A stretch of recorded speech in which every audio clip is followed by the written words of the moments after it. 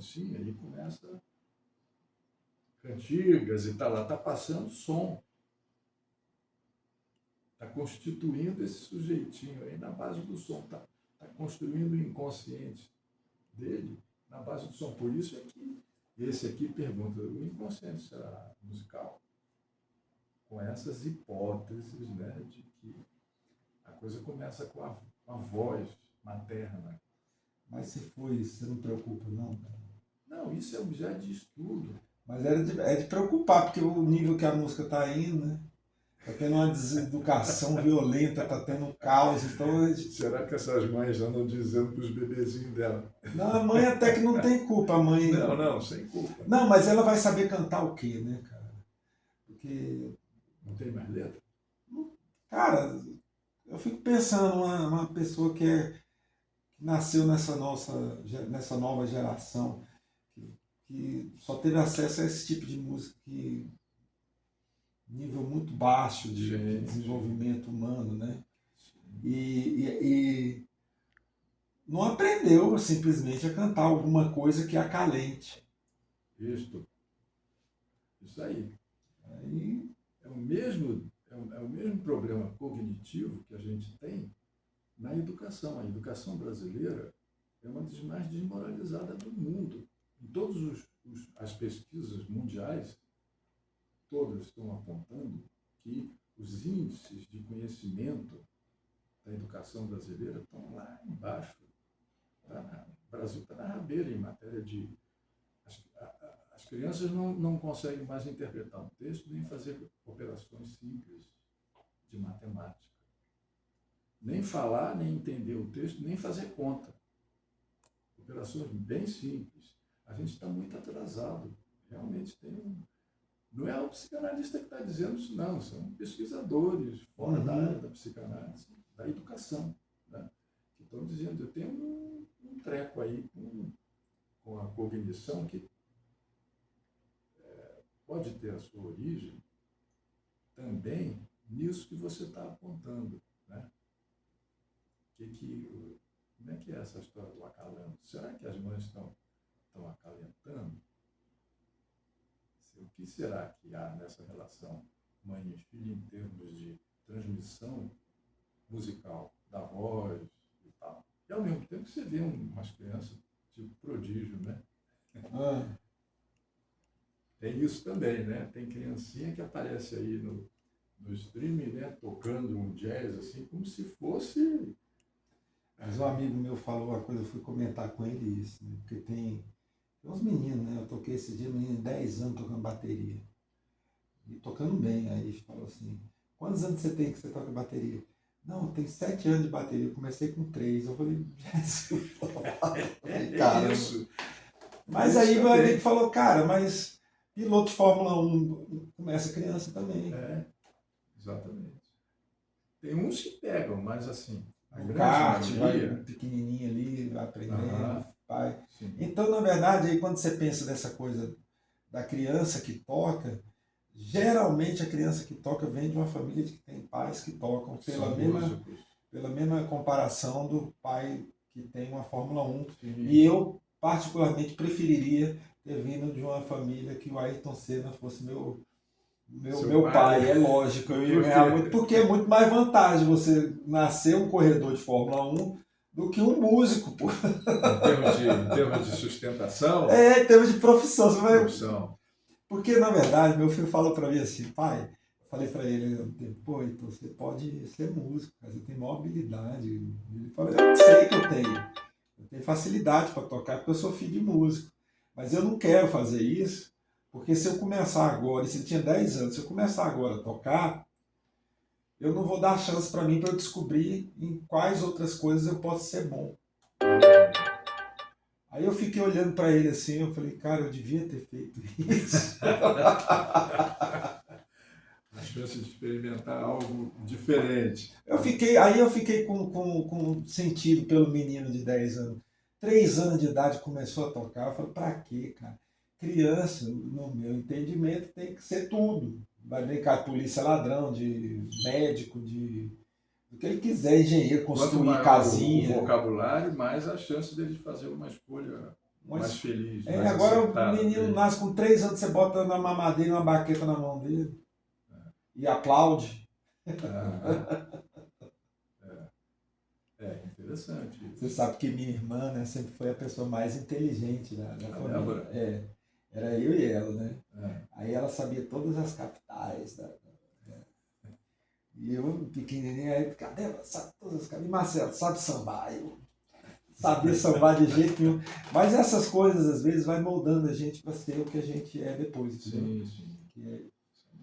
Acabou que eu fui indo para esse lado da arte, do desenho, da pintura. Você pinta, né? Sim, essa área foi me. Aí eu não sei se o psicanalista. Ó, você não vai me analisar aqui, não. Não, a gente vai só. Não, Também pode analisar, tem não, problema, a não. análise é uma cerimônia diferente e tal. Né? Entendi. É assim, a gente aprende muito mais com os artistas, o Freud já dizia isso. Né?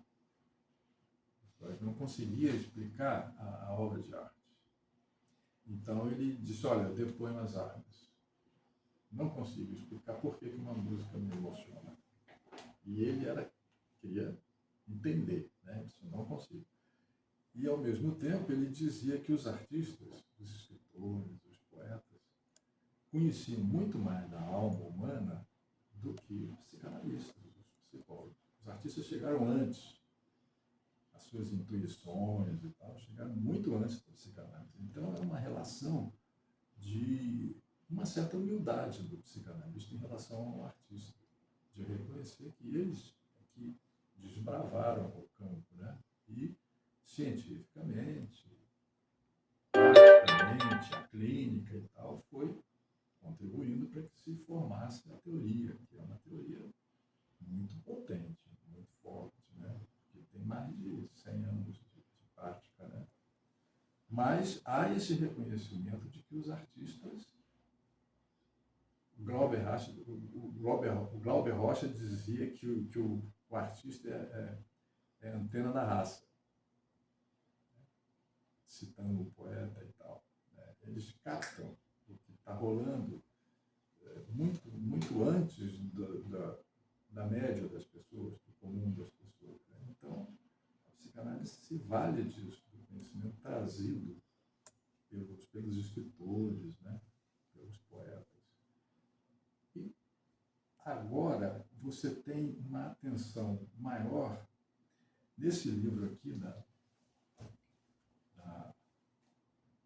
Maria de Fátima Vicente, você sente que tem uma pesquisa maior, não apenas em torno da letra, mas em torno da música, a valorização da música instrumental. Então, por isso é que a gente está te chamando. Né? A gente está querendo... Como é que é essa história? Né? Essa pergunta aqui desse autor, por exemplo, será o inconsciente musical? Né? Que tipo de música é essa? Né? Música instrumental? Você sabe o que é flow? Flow? É. Fluxo? Alguma coisa dessa ordem, assim? Eu não sei, é um amigo meu, é alguma palavra em inglês, quem souber inglês aí fala. É sequência mesmo. É o quê? Sequência. Isso. Quando a gente está tocando jazz, um amigo meu fala que a gente chega no nível flow, que é que você perde meio que a noção do que você está fazendo. Mas isso eu tive isso poucas vezes. Poucas, mas eu tenho. Quando você está tocando com um grupo e está improvisando, muitas vezes você tem um racional, que é você ficar pensando, ouvindo e tal. Mas tem uma hora na música, quando ela está num nível mais elevado, você simplesmente conecta com algo que não está ali. Entendeu? Fluição, é mais ou menos essa. essa. Que eu acho que foi Coltrane, sabe Coltrane, quando ele fez o I Love Supreme, ele estava numa fase muito maluca dele, assim, que tinha essa coisa da abstração, que é mais ou menos a mesma abstração que contém a pintura, né? Olha aí, essa boa... Um pintor e e um músico. Olha que riqueza de Não, contribuição que a pois gente pode ter. Porque na pintura é aquela hora que você desconecta do real, do realismo da figura. Geralmente eu começo a pintar um quadro, eu vou prestando muita atenção na figura e no realismo, que o realismo ele me coloca mais ou menos como se fosse o assunto que está sendo tratado. Mas o que interessa mesmo é o que eu vou comentar em relação àquele assunto, àquela imagem. Então a imagem em si, a perfeição da imagem, a máquina faz. A maneira como eu olho a máquina e eu retrato na pintura, aí não, aí só quem vai fazer sou eu com a minha percepção da visão.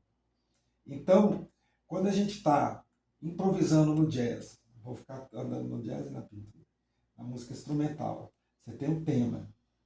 O tema, geralmente, eu vou ilustrar o tema com o meu tio, Zé Bezerra, da Bahia, que tocava sax. Aí tem um saxofonista muito bom, que é o Carlos Malta, do Rio de Janeiro. Sim. Carlos Malta foi para Correntina, né? Terra do meu tio. Meu tio era falecido, mas ele cuidava da fanfarra de Correntina. Olha. E já senhor, estou acostumado a tocar sax alto, o Carlos Malta procurou meu tio, né? E eu estou lá em casa, meu tio vai visitar minha mãe e vem conversar comigo. Marcelo, você conhece Carlos Malta? Eu falei, lógico, tio, um grande saxofonista aí do Brasil e tal. Ele esteve lá em Correntina, foi tocar comigo. Rapaz, eu não gostei não. Eu falei, por quê? Não, porque ele perguntou se eu sabia as músicas, vamos tocar Garota de Ipanema. Vamos. Aí meu tio é daquela escola. Aí acaba, começa de novo, né? Aí eu comecei a tocar, aí ele não sabia, esculhambava. Aí toda hora eles me esculhamba as músicas tudo. Eu falei, não, tio, tá improvisando. A mesma ideia foi minha tia. Também, minha tia, que é artista plástica, que pinta, né? E eu fui pra casa dela feliz por encontrar minha tia Tereza, né? Sempre me deu apoio na arte, ela pintava quadro, e eu virei artista. Eu falei, pô, tia Tereza vai se orgulhar de mim, né? Porque eu virei artista plástico e tal. Comecei a pintar, fui visitar a tia Tereza. Aí tia Tereza, Marcelo, o que é? Pode pedir uma coisa? Não me pinte. Nunca. Eu não gosto das suas pinturas. Você pinta umas coisas esquisitas. Eu sei como é que é, aquelas coisas que eu gosto da pintura real. Ela não gosta daquela coisa da abstração da pintura, assim como meu tio achava que a abstração do solo tá esculhambando. Então, eu não sei, a arte, na verdade, para mim, é como se fosse na improvisação, você olhar o tema e depois você tentar, dentro dos argumentos que você tem, comentar aquilo que você viu na música. Uhum. E você comentar aquilo que você viu na pintura. Sim. Então, um dos exercícios que eu vejo para a música é ficar tocando. Assim como eu fico pintando, eu vou pintar, eu vou virar um desenhista, eu fico soltando traço, tempão fazendo traço. O traço, que é o mais importante na pintura para mim, porque é a habilidade que você tem de você poder se expressar. Porque o traço é pessoal, é do indivíduo. Cada indivíduo tem o seu traço, o seu jeito, o seu sotaque, o seu jeito de falar. Então, a gente tem que conhecer a nossa essência. É através da nossa essência que a gente vai poder exprimir melhor a nossa arte. Sim, olha só que coisa que você diz com as suas palavras, e até uma certa coincidência, porque na psicanálise a gente trabalha também com a noção de traço. Traço? Traço. Cada um de nós tem um traço, é exatamente isso. Traço unário, como se diz tecnicamente, né, no vocabulário do Lacan. Né? Traço unário, um traço que te define, que dá a tua singularidade, que dá Sim. a tua letra. Tem a letra do samba, tem a letra né, da tua vida psíquica.